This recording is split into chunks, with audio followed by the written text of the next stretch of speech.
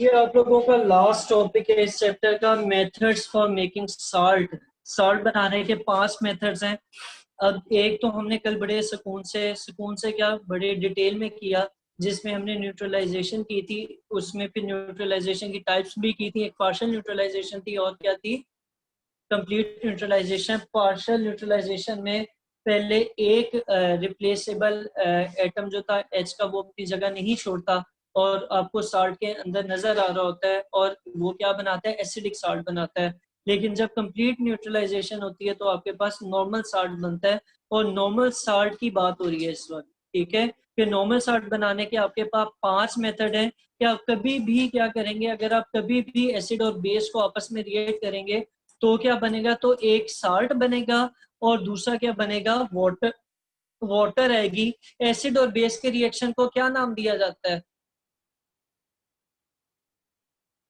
अभी नाम दिया थोड़ी देर रुकी, ऊंचा बोले, ठीक कह रही है शायद, ऊंचा बोले, क्या कह दूंगा, न्यूट्रलाइजेशन। ठीक है, जब आप एसिड बेस को रिएक्ट कराते हैं तो न्यूट्रलाइजेशन रिएक्शन होता है। यानी अगर आपने सॉल्ट बनाना है तो आप क्या करेंगे, न्यूट्रलाइजेशन रिएक्शन करेंगे। नीचे एक एग्जांपल दी हुई है कि हाइड्रोक्लोरिक एसिड है, और इसको जब आप सोडियम हाइड्रोक्साइड बेस के साथ रिएक्ट करवाते हैं तो आपके पास क्या आता है, आपके पास सोडियम क्लोराइड बनता है और H2O बनता है। ठीक है, अब सोडियम क्लोराइड कैसे बन रहा है, सोडियम क्लोराइड बनने का जो यहाँ पे एडजस्टमेंट हो रही है वो ये हो रही है कि HCl में से क्लोरीन और बेस में से मेटल आयन सोडियम एक दूसरे के साथ बॉन्डिंग कर रहे हैं, आयनिक बॉन्ड बना रहे हैं और सोडियम क्लोराइड बना देते हैं। ठीक है, तो ये आपका हो गया, और पीछे क्या बचता है, H के 2 एटम्स और ऑक्सीजन का एक, तो वहां से आपको क्या मिल जाती है, वाटर मिल जाती है। इसके बाद दूसरे रिएक्शन पे आते हैं।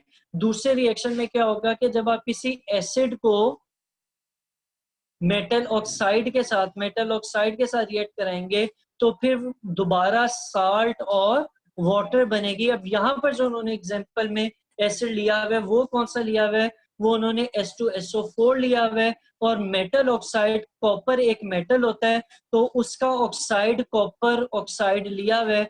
अब जब इनको रिएक्शन कराया, जब इनका रिएक्शन हुआ तो आपके पास क्या बनेगा, आपके पास बनेगा SO4 और कॉपर एक दूसरे के साथ जुड़ जाएंगे और कॉपर सल्फेट बनेगा साल्ट। ठीक है, ठीक है, और पीछे जो O है ये वाला और H2 ये क्या बना देंगे, ये H2O बना देंगे। फिर तीसरे रिएक्शन पे आ जाते हैं, उसका देख लेते हैं मैकेनिज्म क्या है या वो किस तरीके से रिएक्ट कर रहा है और आपको मुख्तलिफ किस्म के साल्ट्स दे रहे हैं। तीसरे रिएक्शन में जब आप किसी एसिड को मेटल के साथ रिएक्ट करवाते हैं तो फिर क्या बनाएगा, वो फिर भी एक साल्ट और हाइड्रोजन गैस रिलीज होगी। ये पांचों रिएक्शन इंपॉर्टेंट है क्योंकि अगर आपके कोर्स में हाइड्रोजन गैस बनाना हुआ लैब में तो ये वाला रिएक्शन हो रहा होगा, और अगर वो न्यूट्रलाइजेशन वाला मैं कल बता रहा था कि हमारे कोर्स में था, हम लोगों ने किया तो शायद आप लोगों के भी हो, तो वो भी इंपॉर्टेंट है। इसी तरह अगर कार्बन डाइऑक्साइड बनानी होगी तो अगला वाला जो रिएक्शन है वो भी आपकी लैब में यूज होगा, तो इस लिहाज से भी ये इंपॉर्टेंट है। ठीक है, अब आगे चलते हैं। तो दूसरा था एसिड और मेटल रिएक्ट करेंगे तो क्या बनाएंगे, साल्ट बनाएंगे और हाइड्रोजन गैस लिबरेट होगी। लिबरेट का मतलब क्या है, क्योंकि गैस है तो वो हवा में आ जाती है और आपका जो साल्ट है वो एक्वस फॉर्म में पड़ा हुआ होता है। अब जैसे HCl था, इसमें क्लोरीन के साथ Mg जुड़ जाते हैं, MgCl2 बन जाएगा और हाइड्रोजन गैस लिबरेट होगी। इसी तरह चौथा रिएक्शन देखते हैं। चौथा रिएक्शन जो है वो किसके दरमियान है, वो भी एसिड और मेटल कार्बोनेट के दरमियान है, और इसका जो प्रोडक्ट मिलेगा वो साल्ट मिलेगा, कार्बन डाइऑक्साइड गैस रिलीज होगी और वाटर भी बनेगा। इसमें आपके ये देखें, एसिड HCl था, ठीक है, और यहाँ पे क्या था, कैल्शियम कार्बोनेट CO3 जो है ये कार्बोनेट के लिए यूज किया जाता है। ठीक है, अच्छा, यह कार्बोनेट का ही होता है सिंबल। अब इसमें क्या होगा कि कैल्शियम के साथ क्लोराइड जुड़ेगी और साल्ट बनेगा कैल्शियम क्लोराइड। ठीक है, पीछे जो CO3 है उसमें से एक ऑक्सीजन अलग होगा और CO2 बन जाएगा, और एंड में जो ऑक्सीजन वहां से अलग हुआ था वो H2O के साथ बॉन्डिंग करेगा और वाटर मिल जाएगा। तो ये आपका अगला रिएक्शन हो गया। अब फाइनली आते हैं पांचवें रिएक्शन में। पांचवा रिएक्शन आप लोगों ने पहले कहीं देखा है,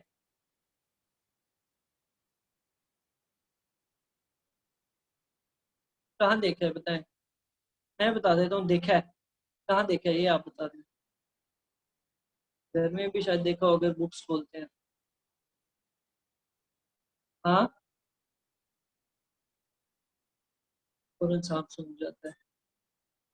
आखिरी चैप्टर में 9th के, जिसमें हमने डिस्प्लेसमेंट रिएक्शंस किए थे, जिसमें एक दूसरे को रिप्लेस कर देता था। याद आया? नहीं आया? अल्लाह खैर। अच्छा, अब वो जो आखिरी वाला था ये डिस्प्लेसमेंट रिएक्शन होगा। इसमें पहले वाले में अगर आप रिएक्टेंट साइड पे सॉल्ट्स देखते हैं तो वो कौन से हैं, वो है जी सिल्वर नाइट्रेट AgNO3, और दूसरा वाला कौन सा है, दूसरा वाला है सोडियम क्लोराइड। ठीक है, अब जो सोडियम है वो कहाँ चला जाएगा, नाइट्रेट के साथ जुड़ जाएगा, और जो क्लोराइड है वो किसके साथ, सिल्वर के साथ Ag के साथ जुड़ जाएगा, वो दूसरे वाले को रिप्लेस कर देगा। तो यहाँ पर आपके AgCl बन गया और सोडियम नाइट्रेट बन गया। तो यहाँ पर आप दो मुख्तलिफ किस्म के साल्ट से दो डिफरेंट टाइप ऑफ साल्ट हासिल कर सकते हैं। तो ये आपके 5 मेथड से फॉर मेकिंग सॉल्ट्स। इसमें किसी को कोई मसला तो बताएं।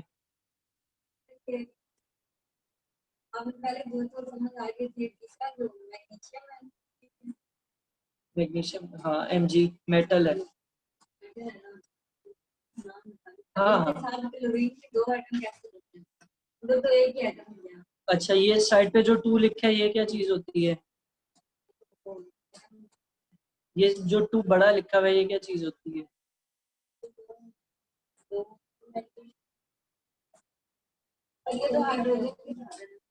आप लोगों ने वो किया ना, क्या कहते हैं, ये पावर थोड़ा सा रिलेट कर सकता है। आप लोगों ने वो किया ना इक्विलिब्रियम कंसंट्रेशन वगैरह, उसमें हमने क्या लिया था, हाइपोथेटिकल रिएक्शन लिया था, और उसमें जो ये नंबर्स थे साइड पे लिखे हुए क्या चीज होती थी, मोल्स होते थे ना। तो जब वो मोल्स हैं तो वो क्लोराइन का एक मोल के अंदर कितने बेड्स हैं, कहीं पे एडजस्ट हो ना, वो कुर्सी पे बैठ हैं ब्लू। हाँ, मैं बता रहा था कि एक मोल में कितने एटम्स होते हैं, एक मोल में 6.022 इंटू 10⁻23 एटम्स होते हैं। मोल्स का नहीं पता, कल ही करवाया 9th वालों को। एक मोल में इतने ज्यादा एटम होते हैं, तो वो वहां से एक वहां से टूटा, और असल में वो एक तो नहीं होगा ना एटम उसका, वो तो पूरा मोल होगा। तो उसके अंदर जो ढेर सारे एटम है, अब वो पहले एक एक करके बाइंड करके मॉलिक्यूल बना रहे थे, अब जो है वो दो मिलके जो है वो जुड़ रहे हैं किसके साथ, Mg के साथ। ठीक है, तो इस तरीके से जो है वो बॉन्डिंग होती है। ये उन्होंने बैलेंस भी की होती है। अगर इसको मजीद वही बात है कि अगर आप मोल्स को की डेफिनेशन पहचान लेंगे तो ये समझने में आसानी है।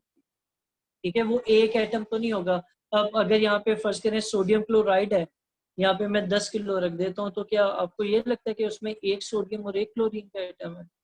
उसमें ढेर सारे हैं ना, उन्होंने बॉन्डिंग इस तरह की हुई है। अब जब बॉन्डिंग टूटेगी तो वो सोडियम के आयंस अलग, क्लोराइड के अलग, और वो फिर किसी भी के साथ फिर हो सकता है वो दोनों किसी एक सोडियम के साथ। सिर्फ एग्जांपल दे रहा हूँ कि वो हो सकता है कि पहले वो एक एक करके जुड़े हुए थे, पेयर बनाया हुआ था। अब जैसे आप लोग इस कमरे में बैठे हुए हैं, अभी आप दो दो की चेयर्स हैं, ठीक है, आप लोग कहीं नहीं जाएंगे, लेकिन अगर आप दो की बजाय तीन तीन चेयर्स जोड़ लें तो क्या होगा कि जो पहले दो जुड़े हुए थे वहां पर तीन है। तो आपकी रीअरेंजमेंट हो रही है, एडजस्ट हो रहे हैं दोबारा। ये नहीं हो रहा कि एटम मुड़ के कहीं चला गया या कहीं से एटम आ गया। ठीक है,